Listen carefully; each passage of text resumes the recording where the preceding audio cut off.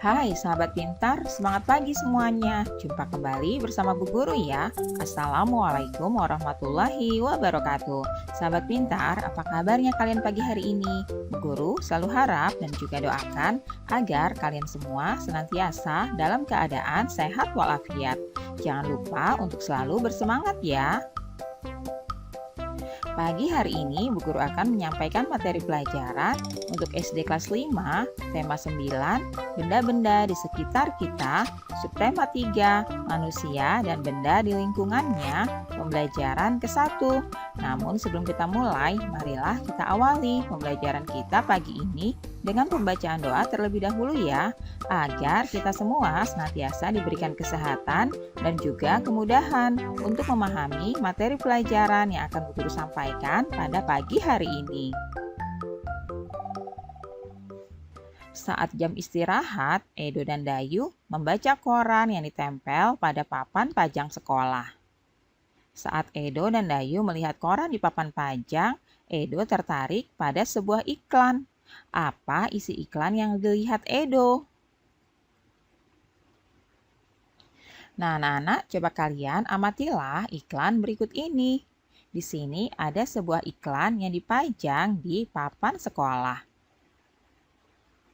Nah, setelah mengamati iklan di atas tadi, coba kamu kemukakan tentang beberapa hal berikut ini ya. Yang pertama, produk apa yang ditawarkan dalam iklan tersebut? Produk yang ditawarkan dalam iklan tersebut adalah produk minuman berupa air mineral.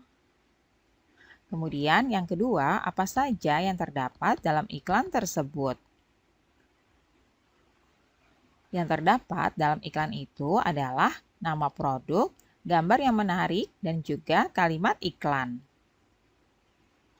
Selanjutnya, bagaimana kesimpulanmu tentang isi teks paparan iklan tersebut?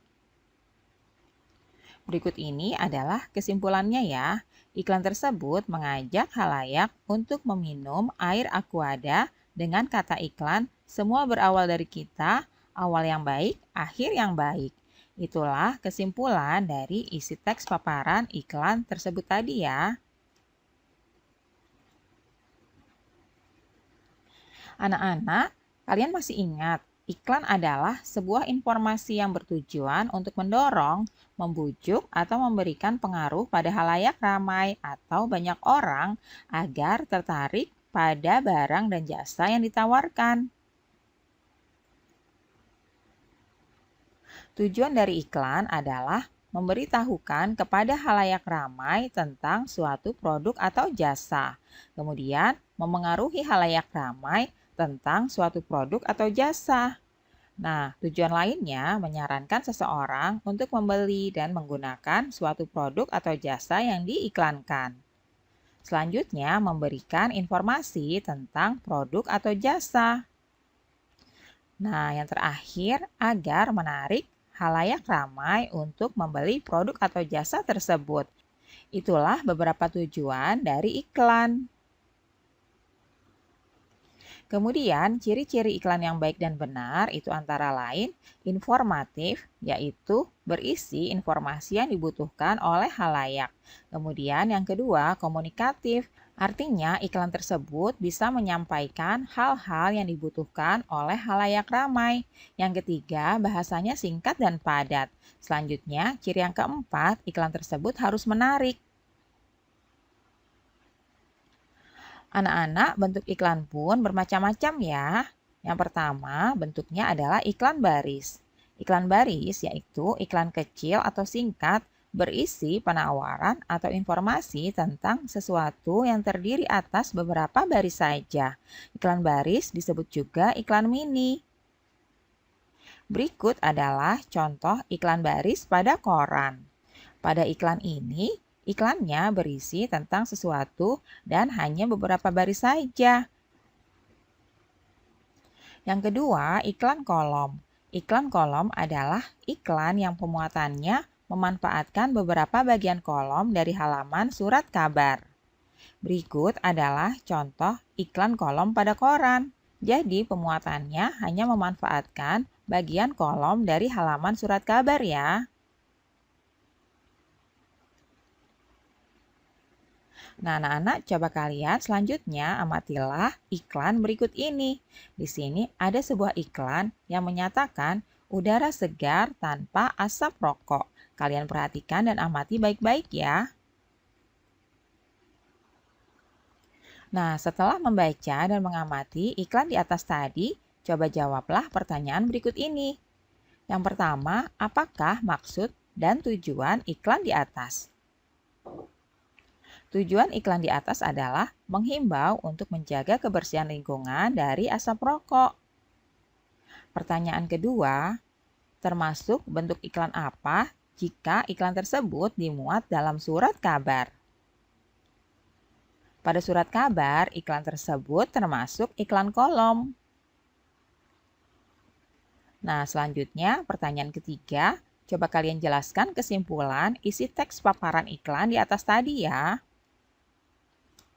Jadi kesimpulan isi teks paparan iklan di atas adalah anjuran untuk menjaga kebersihan lingkungan dari asap rokok. Lingkungan harus tetap bersih dari asap rokok karena setiap orang memiliki hak untuk menghirup udara segar. Contoh tempat yang harus bebas dari asap rokok diantaranya adalah tempat-tempat umum, tempat kerja, tempat ibadah, dan juga rumah.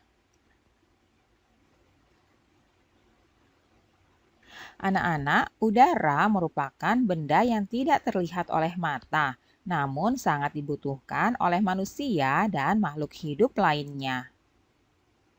Udara yang bersih dan sehat adalah udara yang kaya akan oksigen. Benda lain yang tidak kalah penting bagi manusia adalah air. Air sangat dibutuhkan untuk kebutuhan sehari-hari.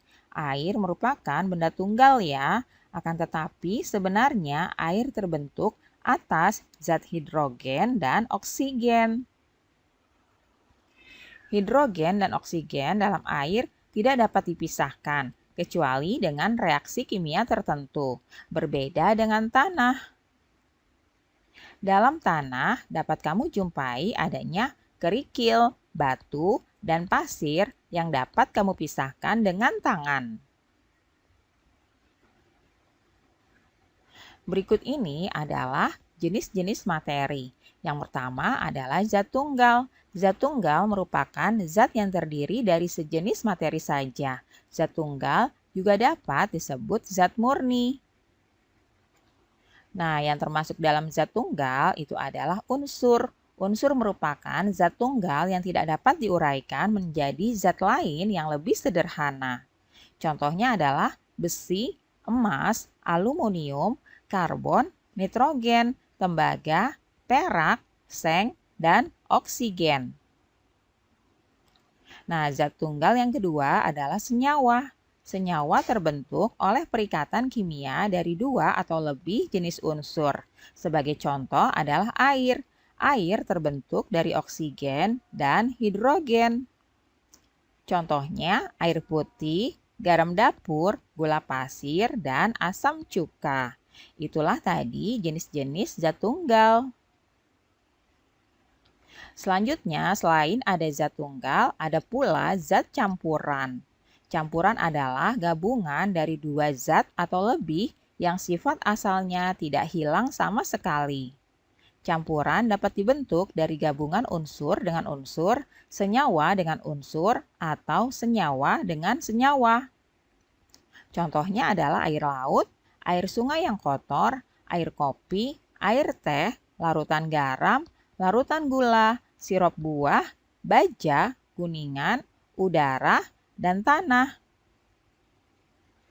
Nah, anak-anak, sekarang ayo kita berlatih ya. Agar kamu lebih memahami tentang zat tunggal, lengkapilah tabel penggolongan unsur dan senyawa berikut ini. Di sini sudah ada sebuah tabel yang berisi tentang beberapa nama zat. Kalian tentukan ya, apakah zat-zat tersebut termasuk unsur atau senyawa. Yang pertama adalah air. Air termasuk ke dalam senyawa. Yang kedua tembaga. Tembaga termasuk unsur. Selanjutnya ada gula. Gula juga termasuk senyawa ya. Selanjutnya ada perak. Perak juga termasuk unsur. Nah, yang kelima garam. Garam merupakan senyawa. Yang keenam, ada hidrogen. Hidrogen termasuk unsur ya anak-anak. Selanjutnya ada besi. Besi juga termasuk unsur. Nah, yang kedelapan ada asam cuka. Asam cuka termasuk senyawa. Selanjutnya ada oksigen. Oksigen termasuk unsur. Dan yang terakhir ada emas. Emas termasuk ke dalam unsur. Nah, anak-anak, itulah tadi penggolongan unsur dan senyawa dari beberapa nama zat tunggal. Benda atau materi yang berada di lingkungan dapat memberikan manfaat bagi kehidupan. Benda atau materi ada yang termasuk zat tunggal, yaitu terdiri dari unsur dan senyawa, ada juga yang termasuk dalam zat campuran. Contohnya adalah air. Air sangat berguna bagi kehidupan manusia, hewan, dan tumbuhan. Banyak benda atau materi di sekitar kita yang dapat memberikan manfaat bagi kehidupan ya anak-anak. Nah, sekarang ayo kita berlatih kembali. Coba perhatikan saat ibumu memasak. Cermatilah bahan-bahan tersebut termasuk zat tunggal atau campuran. Kalian tuliskan dalam kolom berikut ini ya. Di sini sudah ada sebuah tabel yang berisi tentang bahan untuk memasak. Terdiri dari air, tembaga, gula, perak, dan garam. Coba kalian tentukan, kalian cermati apakah bahan-bahan untuk memasak tersebut termasuk zat tunggal atau zat campuran. Nah, anak-anak, seperti yang sudah dijelaskan bahwa air termasuk zat tunggal. Tembaga juga termasuk zat tunggal. Gula, perak, dan garam juga termasuk zat tunggal ya. Nah, anak-anak, itulah tadi bahan-bahan yang termasuk zat tunggal yang digunakan oleh ibu untuk memasak di dapur. Alhamdulillah anak-anak, pembelajaran hari ini sudah selesai ya. Terima kasih sudah menyaksikan video pembelajaran pada pagi hari ini. Semoga bermanfaat untuk kalian semuanya. Sampai jumpa lagi pada video pembelajaran selanjutnya ya. Salam sehat dan tetap semangat. Wassalamualaikum warahmatullahi wabarakatuh.